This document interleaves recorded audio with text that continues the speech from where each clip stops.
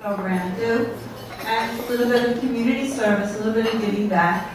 And today they're going to be talking to you about fall prevention, but they have some other new things they're going to be talking about that fit in right with that. So we have a large group of students, we have 10 students, and they're all going to take a turn at the mic, and they're all going to take a turn at a few slides.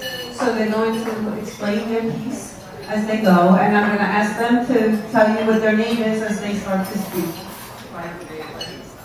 So our first speaker is Haritos. So there are a few familiar faces in the crowd. So for those of you who did participate this morning, we thankfully hope that we were able to provide some information that will be useful. But for those who haven't, hopefully this presentation could fill you in a little bit about what we've been doing and what we're looking at. So the topic of our presentation today is going to be on fall preventions. So some things we're going to look at. We're going to look at how we can actually prevent falls, some of our physical abilities that will give us a guide to know if we are at risk of falls, so whether it be flexibility, strength, balance. We will take a look at that further in the presentation. We want to look at how we can improve these areas if there are deficits in any of these levels, as it was earlier said, whether it's flexibility or strength. And most importantly, we want this to be fun. We want to get as many of you involved as possible, just so you can kind of have a gauge of where everybody stands and how we can work on any deficits we're each having.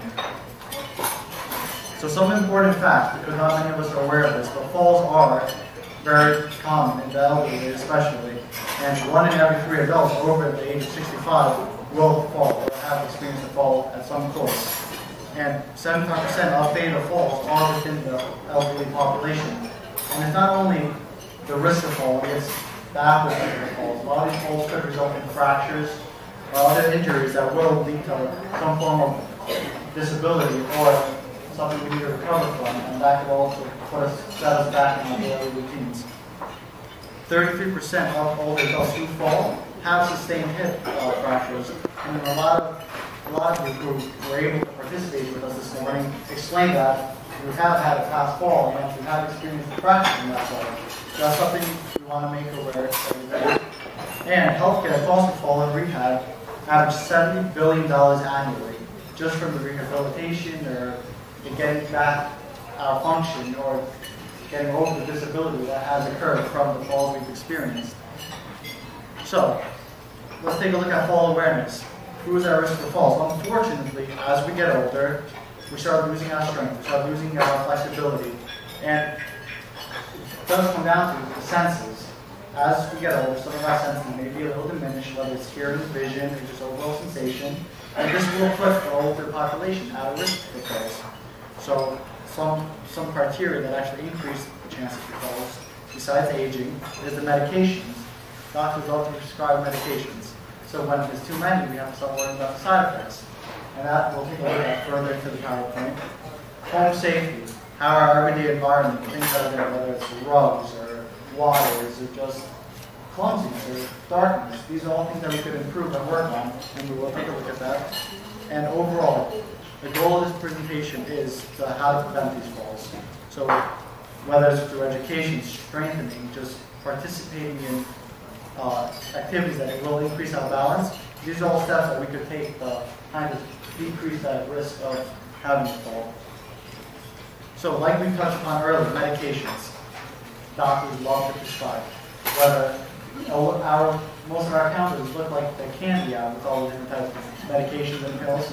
And the doctors won't take the chance to explain the side effects. And a lot of these interactions could lead to whether it's drowsiness, dizziness. And when you start mixing medications, you don't know how they can interact with one another. That's why we want to emphasize, have that annual visit, if so, or every few months with your physician or your pharmacist, just to say, hey, these are the medications that we prescribe. What do you think? Is this a good combination? If they give us a pamphlet that has so much side effects and so much small writing, we don't know how they will interact with one another. So it's nice to be able to go to that professional who will explain everything. And when it's clear cut and written out in front of you, that's one of the first steps we can take to start reducing the risk of falls when it does come to medications. Home safety, whether, like we said earlier, it's from floppy shoes or shoes that we've worn for so many years, or the rugs and the wires in the house that could be loose and will stumble on if they're walking to the restroom in the middle of the night or just going to the kitchen or whatever the case may be. These are things that we could eliminate. So whether it's through a physical therapist or just some form of education from another healthcare provider, there are steps that we could take within the home to help reduce these risks. And it could be just silly clumsiness. Move that wire out of the way, tape it down. Just before we started this presentation, put tape on the wires. Simple things like this are our steps that we could take to reduce the risk of falls within the home environment. Now, as we touched upon earlier, getting older, our senses start to go. Some more than others. And the big three we want to look at is changes in hearing, in vision, and our overall sensation. So when it comes to hearing, take some time just to get that annual visit and just to check your hearing. If it comes to vision, see if you need a prescription for some glasses, or if the prescription is wearing out, that it needs to be a bit stronger. And sensory changes. With decreased sensation, sometimes you might not feel the transition from walking from carpet to tile, and you just might slip. And I'll put it as an increased risk for falls. They're all basically what I'm trying to see if these are all things that we can prevent. And that's what we want to take out of this presentation today. Functional limitations. What that means is we're having difficulties performing certain tasks. Whether it's getting in and out of the bathtub, getting up out of the chair or the bed. Even something as simple as walking, we could face challenges. And when we start noticing deficits in these everyday abilities, whether from our strength or from our flexibility, that's one more step that will put us at a risk of having a fall. But I want to make everybody aware is these are things that we could work on, and hopefully through this program and through the rest of the PowerPoint, we'll be able to touch upon more. The big one, something that we can't really see coming, is fear in itself. We have had a history of a fall, or we're scared to actually perform something because we may not feel capable of doing so.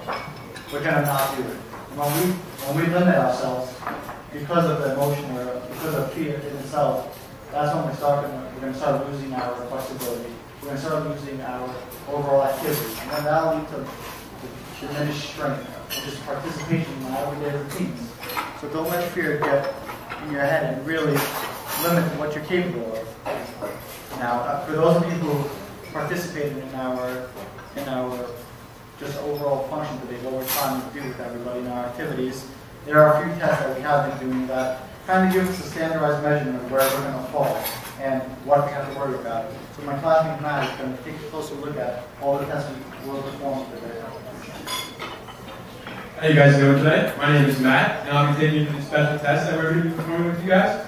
I do see a lot of familiar faces in the crowd, as Mario said, so that's good.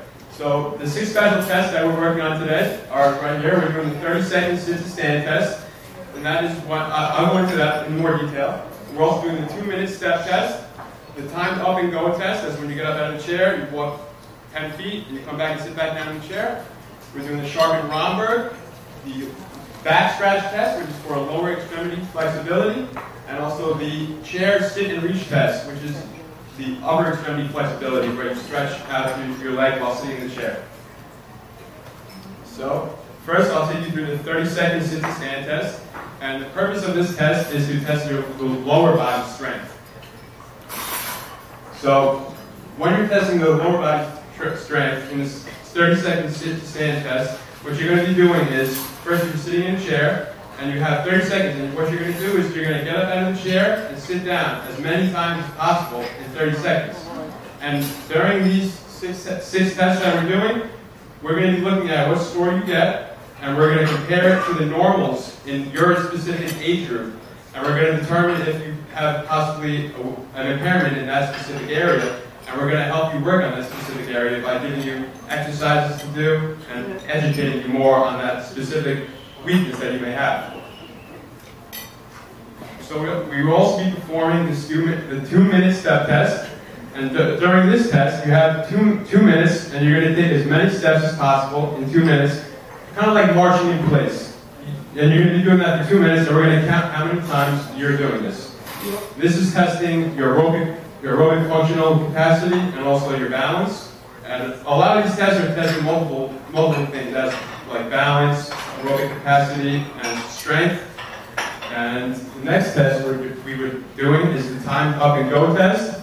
And in this test, what you're doing is, as I mentioned before, you start out sitting in a chair, and you have to walk 10 feet, and you come back and you sit down in the chair. And we're timing how long it takes you to do that. And what we're doing is we're going to assess how well you do on that, and we're going to compare it to the normals of that specific age group, and we're going to determine if you may have a full risk or if you may be at if your balance may not be too good, then you will have a risk of falling. So we're going to help you to determine that. Also, the Sharpen Romberg, as many of you performed earlier this morning. This is when you are putting one foot in front of the other, and you're crossing your arms, and you're going to try to do this for about 30 seconds. This will definitely determine if you have balance impairments. So we're going to definitely be looking at that if you think you have balance impairments. Okay, the lower extremity flexibility test, also known as the sit and reach test. And in this test, what you're going to be doing is you're sitting in a chair, and you're extending one of your legs, and you're trying to reach out and touch your toe on that leg. And we're going to be measuring how far your toe is to your foot. And how far you are from your foot is going to give us an accurate measure, and we're going to determine if you are either flexible or unflexible in your legs. And if if you're not flexible, it could lead to a full risk. So we're going to be looking at that. And the last test we're doing is the back scratch test, also known as the upper extremity flexibility test. And in this test, what you're doing is you're taking one arm and reaching over your shoulder, and you're going to take your other arm and reach behind your back, and you're going to try to meet those hands. And we're going to measure how far both hands are from reaching another, and this will give us an accurate determination and if you are flexible in your arms or not. And all these tests are giving us accurate measures and numbers, and we're going to compare them to the normals, the averages in your age group, and we'll be able to make a great assumption on if you have maybe an impairment in any of the categories that we talked about, whether it be full risk, imbalance, plus flexibility, strength, and also aerobic capacity. Okay. So we just want to thank all of you for coming out today, and hopefully we see some more of your faces up there and doing some of these special tests after you guys are finished with lunch. So if anybody has questions, any of us are willing to answer some questions for you. And we appreciate you all taking the time to listen to us, all right? Thank you.